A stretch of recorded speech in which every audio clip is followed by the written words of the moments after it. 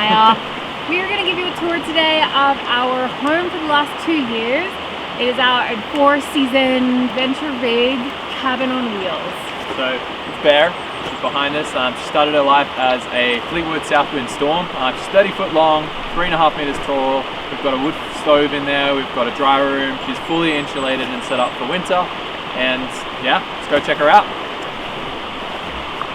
So when we got her, she was plain old Jane. She had the same interior that she came out of the factory with, those super old school 1996 25-year-old everything. Since then, we've gone and insulated all of the walls, added an extra inch, and spray foamed everything, recladded it, recladded the ceiling and the floor. We've also added these dual pane windows. So they were a little idea that we came up with to add it on the outside on a hinge, so that you didn't have to store them in the summer. They stay on all year round. Big rigs like this have a lot of storage capacity. We've got outdoor storage everywhere. We've got like 60 gallons of water storage, 42 gallons of black water storage, 58 gallons of grey water storage. We've got 75 gallons of gas storage. Like, this thing carries a lot. We've got a nice like 14-foot awning on the top there that I believe was replaced like maybe 6 or 7 years ago. So it's fresh, it's great, it works amazingly. We'd usually have it out on a day like today, but we don't for some reason. I'm standing here in the rain. We had this handle here that was clear that made no sense, so I've added a light in there so that lights up at night. It's really cool. The light now.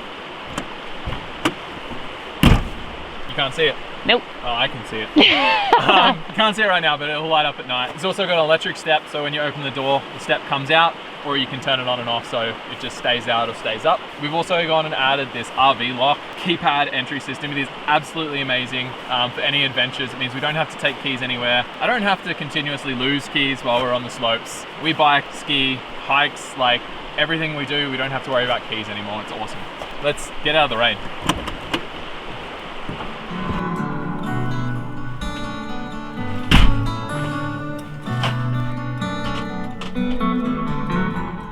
Bear is built on the Chevy chassis that the Fleetwood did, and it's a P30, which basically means that it's got a 7.4 litre V8 engine, plenty of grunt, it's great. We've gone and put on all winter tyres so that we can pretty much get anywhere, and we don't have to worry about using chains too much. Like, we have set chains, we've done 2 winters and we've never used them because the tyres are so great. Welcome to the cockpit. One of the main reasons why we got a big Class A was because this massive windscreen. It's so gorgeous when we're traveling down just to see the views out the front. Literally never had a windscreen like it, it's insane. In the cockpit here, basically we can control a few different things like our battery disconnects and joining our auxiliary and chassis batteries so that we can like either jump start the engine or like charge the chassis battery if we need to. Sometimes when you're in winter, it gets really, really cold and batteries don't like really, really cold, and sometimes your battery doesn't want to turn on, so you want an easy way of being able to just start the engine, which is why the auxiliary start is there. Otherwise, we have a code reader as well. Basically, we just use that for being able to see like temperatures and like details about the engine. We're also able to turn the head unit on just using the house batteries so that we can have music whenever we want it. It's really nice. Then the last thing that we can control from here is just turning on and off our onboard generator. We actually replaced the original generator that was in here with a portable generator, so we've got like a fan and a fuel pump to like fill up the tank as well if we need to. But yeah, we can control that from here, and yeah. Alrighty guys, into the next area. This is our living room, kind of. Obviously we mentioned that we had a wood stove fireplace when we were making the plans and dreaming up this vision of having this winterized cabin on wheels. This was a non-negotiable, so we kind of planned our build around it. We opted to go for the tiny wood dwarf stove. We got the 5 kilowatt. It's the largest size that they have, and it provides ample heat. I'm actually sweating here sitting too close to it right now, but you know, when it's a minus 30 degree day, you want it to be hot. So we love it. In line with this whole space, we designed a custom heat shield. Here you can see it's got like kind of mountains in the background. It's the theme of this whole cabin on wheels. And of course we wanted to go kind of traditional with like that stone colored tile at the base here, which we've also used in the bathroom. Aside from that, we have a few hooks right next to the fireplace, which is just really great for when you come in the door, hang up your jacket, and it will be dry pretty much instantly. Apart from that, the other cool feature about this area, which you can't even actually see right now, but it's the coolest part, is that we actually have a hidden wood storage compartment, and I'm actually sitting right on top of it. So essentially, when we were winterizing the rig and insulating the water system, we actually stumbled on a bit of a cavity in this central area, and I was like, Jake, that has to be a wood storage. Can we make it happen? Of course he did.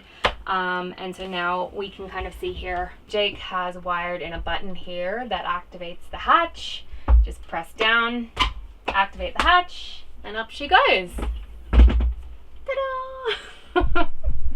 It's actually so cool, and it's quite deep. Like, I think we can get like almost a full day or two's worth of wood in there, which is very handy, especially on days like today when it's rainy and we just don't want to go outside, and the only time we go outside is to walk our dog or do some kind of adventure activity. But if we're in the woods like we are here today, we're staying inside with the wood.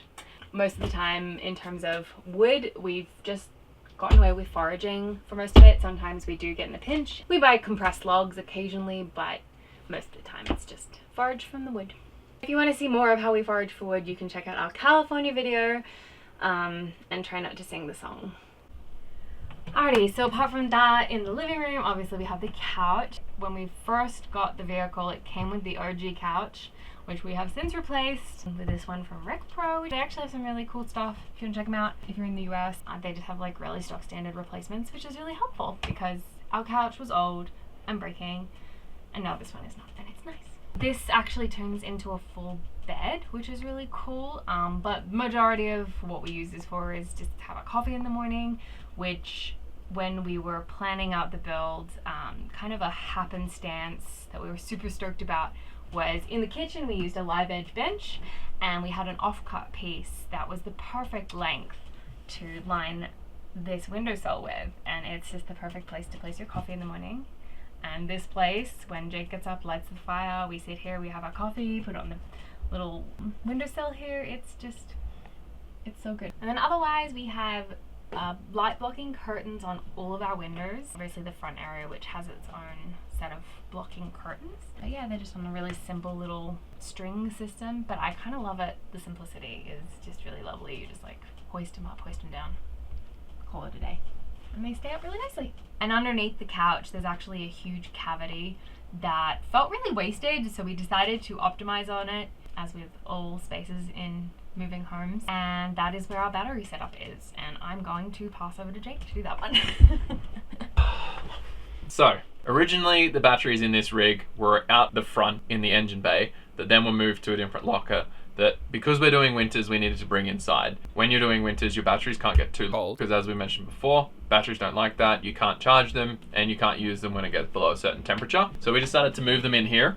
We've got 3 OMU 156 amp hour batteries, so it gives us a bit over 450 amp hours. Essentially, that would last us, unless we're like working full time with Starlink running for 8 hours a day, that would last us like 3 weeks of just standard usage. When we work, we have old laptops that chug power, and it lasts us about 3 or 4 days.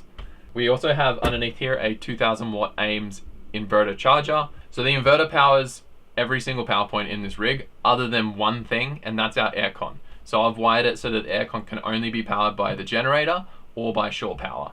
Luckily, our aircon was replaced in 2016 by the previous owners, which was really cool. So it's a nice new fresh one. But yeah, it's really nice to know that these will never power the aircon, just because I guess they could, but they wouldn't last very long. As I said, it's also a charger, so that charges the batteries directly, and it takes about 7 hours to go from 0 to 100%. So we've also got a battery disconnect there, so that we can just like straight disconnect the batteries if we ever need to. For example, if you do need to charge the chassis battery, we can disconnect these so you're not connecting them all in parallel, so it doesn't affect them. We can also disconnect them just if you're storing the rig. Other than that, all of our displays are in the drawer just behind me, and it's just a Renogy shunt screen which shows the percentage of the batteries, as well as a remote for the AIMS inverter, so we don't have to keep lifting this up and down to actually get in and turn it on and off. But otherwise, that's pretty much our electrical system, so we're going to head over into the kitchen. All right, so behind me, we've got kitchen and the dinette. We wanted to have a space that we could actually work from, because we work a lot from the road. It's funny because like Claire works from here like all the time. She loves to spread out, but I've migrated. We've got like a little bit of a workstation in the front. I can set up my laptop and everything, and it kind of like shuts me in. It's really nice. But other than that, this is a really good area to like hang and chill out with friends. We've hung around and played games and had some drinks around the table. It's just such a beautiful area to sit, and you get a nice view from the window. Like, it's just amazing there. Underneath both is storage. All around we've also got like overhead cabinets. Basically, we've got a bunch of like Myers, our dog's gear in there, electrical stuff in there, work stuff up the top, pots and pans, food, more food, cups, more food, my coffee cabinet. Then over here is our fridge. So it's a 3-way fridge, which means it's powered by 120, 12 volt and propane. I would always recommend just to keep it on propane. Turn it off from propane when you drive, but otherwise it's so good on propane that it could run for like 2 or 3 months just by itself. I'm pretty sure in summer when we're cooking on the cooktop and using the fridge for propane, we get like 2.5 months out of it. In winter, our furnace runs, which takes up a lot of propane, and we get about like 2 weeks out of our propane tank. When it runs on DC, it literally uses about 20 amps, so it's just not worth it. This fridge is from RecPro, and when it powers on to DC, so that's a good thing to keep in mind, because we've had a few times where we've shut the power off or we're filling up propane and you got to turn it off, and then when you turn it back on, it comes on to DC, and we've had it drain our batteries once. Above the fridge, this is where I store all my coffee roasting gear. So I actually roast coffee on the road. That's where I keep all of our gear. Moving on to the kitchen. This was one of the places that we changed the layout of quite dramatically. It was really terrible. Us personally, we love to cook. Like, a lot of our time spent together is cooking, and a lot of, like, as you probably know if you've been here before, if you haven't, we love our coffee. I love my coffee. We needed a space to do it. Like, the original kitchen was like, this was the only bench space, and it was out here, and there was 2 sinks, and so there was no bench space. We've gone and removed 1 sink. This used to be a wardrobe. We've taken that area out and turned it into the bench. These upper cabinets used to come lower and further out. It was a terrible layout that just didn't really work. As Claire mentioned before, we used a live, like a cedar bench top all the way through, and kept the live edge on the outside. It's been a beautiful bench top and it looks gorgeous. We love it. We also have an insert that goes into the sink, so you can maximize the bench space there if you want to. For a backsplash, we went on Marketplace and searched some tiles. Everything seemed to be super expensive, but we found these from like a tile shop that were all little sample tiles that we just like whacked together, and Claire made it look really, really beautiful. We've then gone and replaced the stove. The old one it wasn't very good. It just wasn't very good. It wasn't very nice.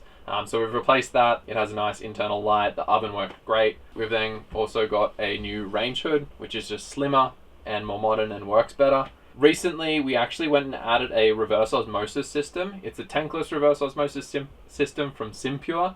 You can actually check out our install video on that if you want to, where we changed the system from 120 to 12 volt.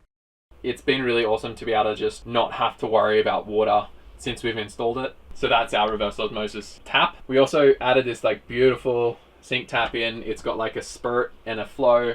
On the note of water system, we also have installed a water softener. So all of our water goes through the water softener, which we can bypass if necessary. That then our drinking water goes through the reverse osmosis system. We've been in -30 and our water, there's only one place where it freezes, and that's where it goes to the shower. Which we've now added a little vent below the shower to allow some air to flow in there, and we've had that up to -25. But everything else has been like perfect. With kitchen drawers, they're pretty much just standard kitchen drawers, like utensils and like plates and bowls and everything like that in these ones. Under there we've got our bin and our compost, and that's where the reverse osmosis system is. I do have a favorite drawer. It's this one. This is my little hidden drawer. Basically, when we turned this area from a wardrobe into a bench space, there was an empty little cavity, and as we've said before, we love utilizing empty cavities, so I turned that into all of my coffee gear and a nice little tea strip. And it means that when I'm making coffee here, everything's just super accessible. All right, so that's pretty much the kitchen. Let's cruise on into the bathroom.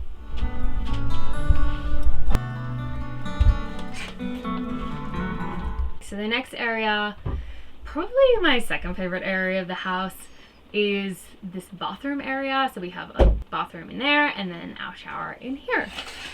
This was a huge upgrade for us because we lived in a van for 2 years 3 years prior to this. So having an interior shower was the height of luxury.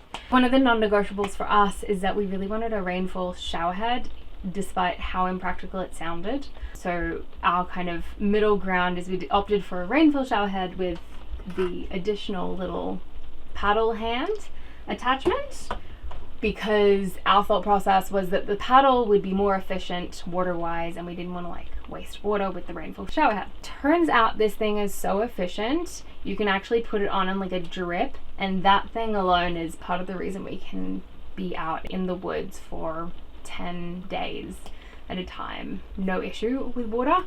And I will like wash my hair properly in that time as well, thanks to the shower. Other little things that we've added that took me forever to agree to but like make a huge world of difference. We have a little plant in the corner. We have a few little caddies to hold all our goodies. And of course, part of the reason that we wanted the rainfall shower head was to take advantage of this beautiful skylight that all this beautiful light pulls in.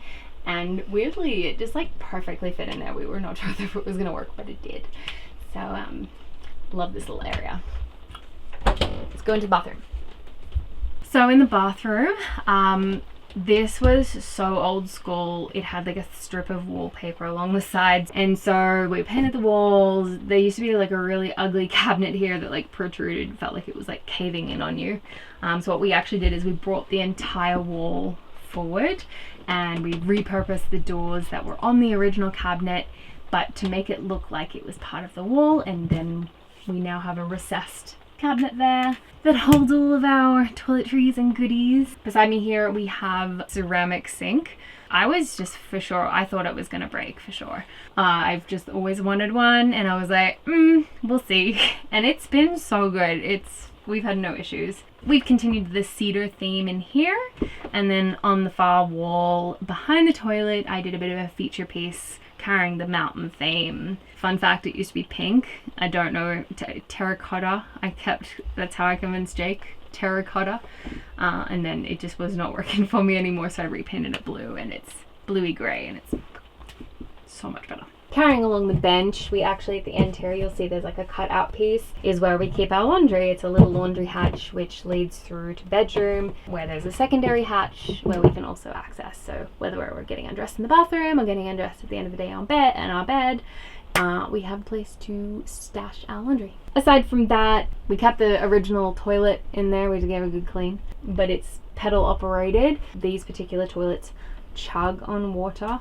So Jake has actually installed a shutoff valve at the back there. So if you want to be off grid for a really long time, you can turn that off and use some other method.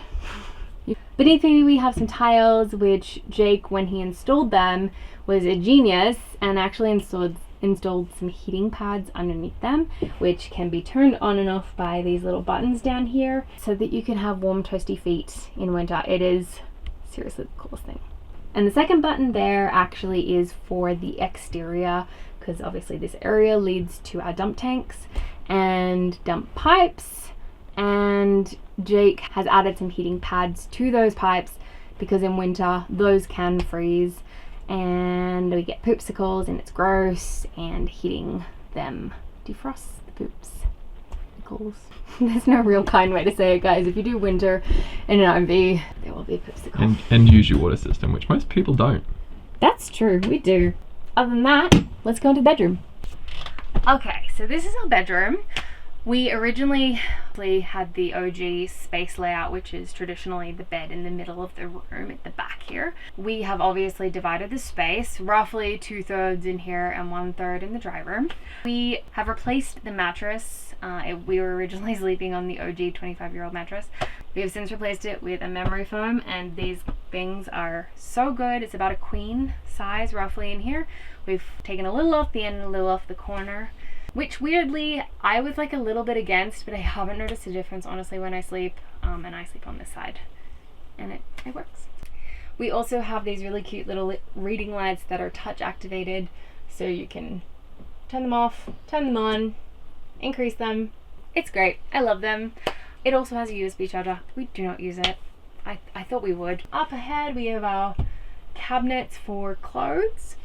This one is for Jake. This one is for me, but that's not all of our clothes. We have some extra storage down here for Jake, but for my extra storage, you'll have to come on in. So you'll see behind me, we're carrying the wall theme. I kind of wanted it to be like a hidden cupboard. I didn't want to feel like I was staring at a cupboard, which it absolutely looks like. And it's just a press to open. And this is my cupboard. This is where I keep all of my crap. Yeah, essentially it has just really open shelving. Simple. I like it. But I did want an area where I could hang jackets and things like that. And I have plenty of room. I think I've got like 7 or 8 jackets in there and a ukulele that I never use. There's a lot of room in there. And then of course we've got the other access for the laundry hamper. Speaking of storage, aside from our everyday use storage in the cupboards, we actually have a lot more storage under the bed. This whole thing lifts up. We have all of our winter gear that has since left the dry room. It's now under there. Do we still have your snowboard under there? Yeah. Maya's crate for when we travel with her, that's under there. There's a lot. And then we actually, part of the renovation process, redirecting all of our heat pipes to the dry room. We'll get more into that later. But essentially we had a lot of heat pipes running in this direction and we were like, oh, wouldn't it be really cute? I think this was Jake's idea, of course. Wouldn't it be really cute if we had like a warm little space for Maya? And so it's exactly what's here at the front. We call it her den. It's just a little archway that she can enter, and it's a little square cut off where we've plushed it up with cushions and pillows and blankets, and it's a little cozy hole that is surrounded by heating pipes that keeps it super warm in the winter, and it's probably her favorite place in this entire rig. She's in there pretty much every day, every night. I think that's it. Let's go into the dry room. Alrighty, so come on in to our dry room. So the door locks back nice and wide, and then in here we've got basically storage for all of our adventure gear. So we've stored all 3 of our bikes, which there's only 1 in there at the moment because I sold mine. I'm waiting on building a new bike, super keen. We also store our ski equipment in here. We've got space for 2 sets of skis and 2 snowboards, and 1 of those without bindings. We've gone and made the whole room out of cedar wood. Basically cedar is really good at expanding and contracting depending on moisture content. It's also antimicrobial, and it also smells really good, which is really helpful for smelly shoes. I sweat a lot, and my gear stinks, so we really needed a room just to separate that. The whole reason that we went with such a big rig was literally so that we could have this room. Yeah, as I said, we like store our bikes in here, and they've been in here all winter. No one knew that we had bikes. Like, theft is knowing what's there so they can go and get it. No one knew that we had bikes in here. We had like 10 grand worth of bikes. No one knew. Awesome. So essentially, because we wanted to rely on the wood stove to heat the entire rig, we routed pretty much the rest of the propane heaters pipes into this room. So we've got 1 exit that comes out within this box underneath me here, and 1 exit that comes out down the bottom there, and it just heats this whole room. The thermostat for the heaters in here too, so we just set whatever temperature we want in here and go from there. As for like storage in here, we've got this nice shelf up there that we utilize for like I've got like my waxing iron and stuff like that for our ski gear, and then we usually use it for helmets. We've also got this box down here which is our boot storage, and as I said, there's a heater pipe that comes out into there, so we have a boot dryer. My boots get exceedingly wet every day when I wear them, my ski boots or snowboard boots, whatever I want to use, and so having a dryer was like a non-negotiable for doing winter for that. We've got hooks up here that we usually hang all of our ski gear or bike gear or backpacks, whatever we're doing in that season, and then they are able to dry if they're wet or just be somewhere if they're smelly. Otherwise, on this wall here, we have these arms. We have these 2 arms that pull out and essentially turns into a tuning bench. I can fit my 190 centimeter long skis on these, and I've done like base repairs, P-texing, I wax in here all the time. I have like a little bag that goes underneath that catches all the like wax when you scrape it off. So it's really cool. I can be in here with my headphones on, just listen to music. There's a PowerPoint down the corner that I plug into. Like, it's just awesome. And then on the wall here, this is actually a window. So that comes down.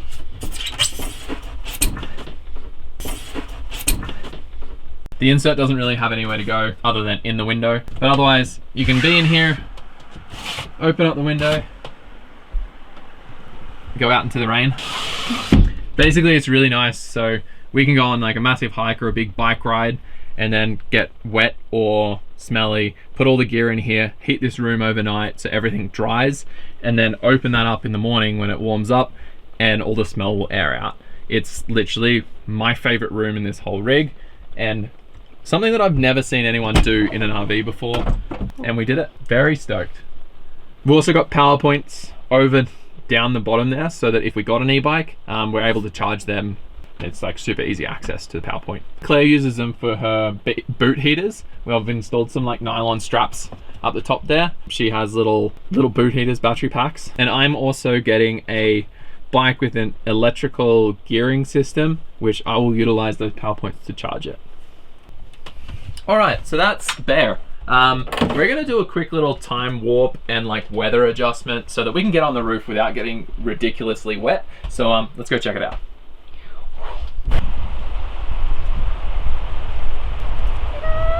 We also recently just installed this new ladder, which is an awesome upgrade from the old one. So we actually, for the first little while, just manually set up Starlink, and that got really boring really quick. So then Jake hardwired it. And dangerous. And dangerous, because if you drive away, we've had friends who did that. No, ice on the roof. Oh, bad. Yeah, so anyway, she's hard mounted. So this stovepipe is our stationary stovepipe. So when we drive, we have a smaller one because obviously this is quite a high clearance. So we pop that on to drive. Essentially, that middle section goes away. That's it. That way it's not our highest point, which is good. Aside from that, honestly, in the winter, obviously, we do not come up here.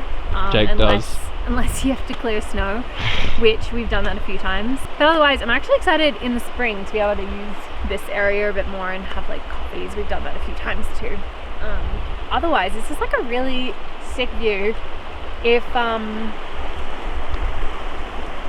weren't spending as many like winters in this, we definitely would have built a deck of some kind. We had one when we were in our rig in Australia, and it was the best.